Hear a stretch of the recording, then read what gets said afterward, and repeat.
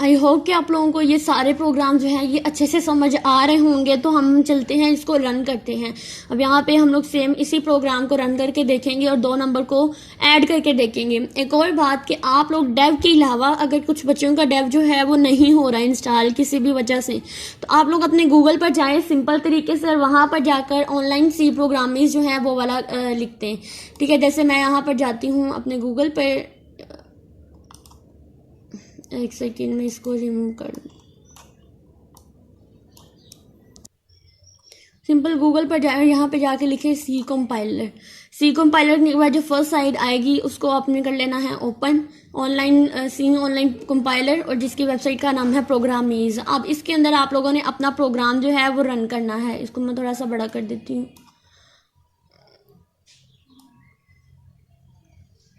कुछ इस तरह का आपके सामने होगा। अब यहाँ पे लिखा हुआ है हेलो वर्ड, पहले वाला। अगर मैं इसको रन करती हूँ तो मेरे पास आउटपुट में आ जाता है हेलो वर्ड। अब हमें क्या करना है कि 2 इंटीजर्स को ऐड करना है। तो इसके लिए क्या करेंगे, एक हम लेंगे इंटीजर 1, दूसरा लूंगी मैं इंटीजर 2। अब मैंने क्या करना है, इंटीजर 1 इंटीजर 2 को करना है इनपुट। तो इसके लिए क्या करेंगे हम लोग, सबसे पहले लिखेंगे प्रिंट एफ ना भी लिखें तो भी कुछ नहीं, इसके अंदर लिखेंगे एंटर फर्स्ट इंटीजर। उसके बाद कर देंगे इसको एंड। उसके बाद स्कैन एफ करेंगे। स्कैन एफ करने के लिए हम क्या लिखेंगे, यही लिखेंगे हम लोग डबल कोट्स, फिर इसके अंदर लिखेंगे %d, यानी कि फॉर्मेट स्पेसिफाई, जो कि इंटीजर को एंटर करेगा, इनपुट करेगा। फिर कोमा लगाऊंगी। इसके बाद मैं लगाऊंगी एंड ऑपरेटर, और साथ में जो ऊपर वाला लिखा हुआ था इंटीजर 1, इसको मैं करा दूंगी इनपुट। ठीक है, उसके बाद एक और प्रिंट एफ लिखूंगी। देखो मैं जितनी भी लॉजिक लगा रही हूँ वो सारी की सारी मैं अपने प्रोग्राम के मेन फंक्शन के अंदर लगा रही हूँ। Enter second integer,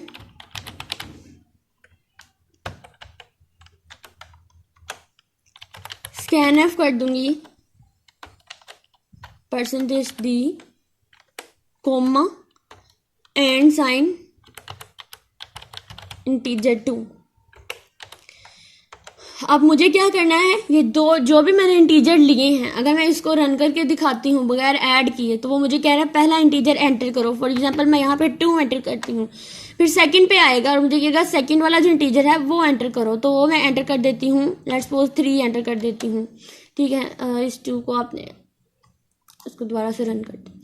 enter first integer, तो मैंने पहले वाला दे दिया है 2। एंटर द सेकंड इंटीजर, इसको दे दिया मैंने 3। अब मुझे उसने सम करके नहीं दिया, क्यों? क्योंकि मैंने सम के लिए कोई वेरिएबल ही नहीं डिक्लेयर किया और ना ही मैंने इसकी फाइनल आउटपुट लिखी है। इसके भी मैं 2 तरीके बताती हूँ। सबसे पहले आप लोग एक प्रिंट एफ लें, इसके अंदर लिखें सम ऑफ 2 इंटीजर्स।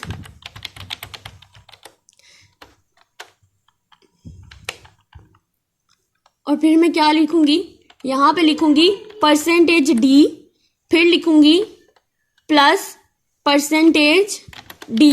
ठीक है, यानी कि एक इनपुट और दोनों इनपुट जो है मुझे लाएंगे। साथ में लिख दूंगी \n, और फिर यहाँ पे जाऊंगी, कोमा लिखूंगी, यहाँ पे लिखूंगी इंटीजर 1 प्लस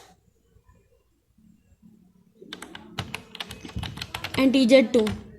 ठीक है, आप यहाँ से एक % भी ले सकते हैं, इंटीजर 1 इंटीजर 2।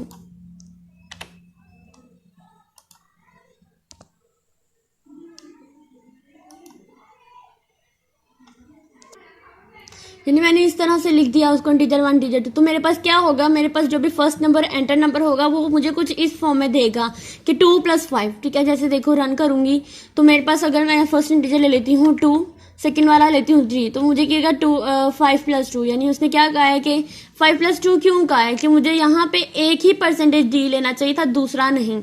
ठीक है, मतलब मैं ये बता रही हूँ कि सब कुछ बच्चे जो होते हैं वो ऐसी मिस्टेक कर जाते हैं कि इन दोनों को ऐड कर लेते हैं। अगर मैं इसको यहाँ पर इस चीज़ को रिमूव कर देती हूँ, यानी %d वाले को एक ही रहने देती हूँ, तो इसको रन करते हैं हम। तो रन करूँगी, पहले वाला दूंगी 2, दूसरे वाला दूंगी 3, तो मेरे पास सम आ जाएगा, सम ऑफ 2 इंटीजर्स आ जाएगा 5। तो उस पर मुझे जो सम करके दे दिया है 5। एक ये तरीका होता है। एक और तरीका क्या था, याद रखना, यहाँ पे आपने एक ही %d लगाना है अपनी फाइनल आउटपुट के लिए। अब मैंने क्या करना है, इस प्रिंट एफ को कर देते हैं हम लोग साइड पे नीचे। अब यहाँ पे मैं एक ले लेती हूँ इंटीजर सम का। तो इसके अंदर मैं लॉजिक लगाऊंगी कि जो मेरा इंटीजर 1 है प्लस इंटीजर 2, यानी अब मुझे ये सम चाहिए इन दोनों का। तो मैं क्या करूंगी, अब इस आउटपुट में मैं इस इंटीजर 1 + 2 जो कि मैंने अपने सम वाले में लिख लिया है, इसको मैं कर दूंगी रिमूव और यहाँ पे लिख दूंगी सम। अब मैं इसको रन करके देखती हूँ। रन करने के बाद मैं नंबर एंटर करूंगी 3 और मुझे मिल गया है मेरा सम 5। ठीक है, ये 2 तरीके थे, आप किसी भी तरीके से कर सकते हैं अपने प्रोग्राम को। साथ साथ मैंने बताया क्या किस तरह की मिस्टेक्स होती हैं और किस तरह से आप लोग लॉजिक को थोड़ा गलत लगा देते हो तो आप लोगों को वो आउटपुट नहीं मिल पाती जो आप लोग चाह रहे होते हैं। ठीक है, अब हम लोग नेक्स्ट चलते हैं अपने प्रोग्राम की तरफ।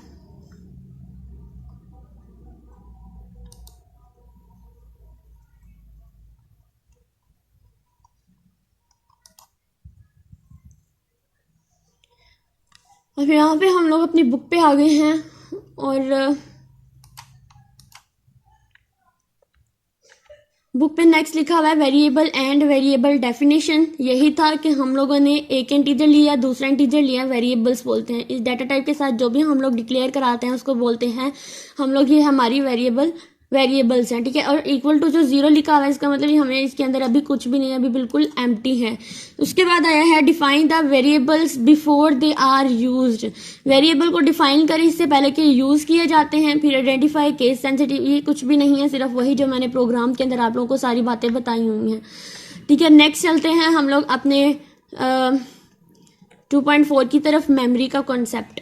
अब मेमोरी कॉन्सेप्ट में क्या है कि every variable has a same name, a type, a value and a location in the computers memory के अंदर। एक वेरिएबल की नेम क्या है, उसकी टाइप क्या है, उसकी वैल्यू क्या है, वो एक ही मेमोरी के अंदर जाकर स्टोर होती है। फॉर एग्जाम्पल, जैसे मैं आप लोगों को समझाया पहले भी कि मैंने अगर इंटीजर 1 लिया है, ठीक है, फॉर एग्जाम्पल ये इंटीजर 1 है, तो इसकी एक मेमोरी बनी।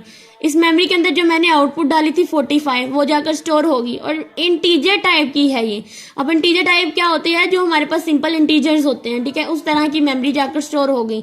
आप लोग अगर इसको रीड आउट करके देखेंगे तो ये बहुत ही सिंपल सा कॉन्सेप्ट है और मैं बताती हूँ किसी के बताने से कुछ भी नहीं आएगा जब तक आप लोग अपनी बुक रीडिंग को इम्प्रूव नहीं करेंगे। इसी तरह सेकेंड वाला इंटीजर लिया तो उसकी भी मेरे पास जो है जो मेमोरी वो कुछ इस तरह से बन गई। तो आप लोगों ने क्या करना है कि सिंपल इसको जल्दी से रीड आउट करना है अपनी बुक ओपन करके, तो आप लोगों को सब कुछ पता चल जाएगा, बिल्कुल वैसे जैसे प्रोग्राम के अंदर पूरा समझाया था। तो हमारे पास यहाँ 2.4 तक था, हमारे मेमोरी का कॉन्सेप्ट तक था और आप लोगों को, मुझे पूरी उम्मीद है आप लोगों को बहुत अच्छी समझ आई होगी। तो हम लोग नेक्स्ट वीडियो के अंदर जो है वो इंशाल्लाह करेंगे कल अपने नेक्स्ट जो भी हम लोगों ने अपने चैप्टर नंबर 2 को एंड करना है। तो इसके बाद आप लोगों को, अगर आप लोग ये सब कर चुके हैं और आप लोगों को अरेज से स्टार्ट करना है तो देन मेरी पूरी की पूरी प्लेलिस्ट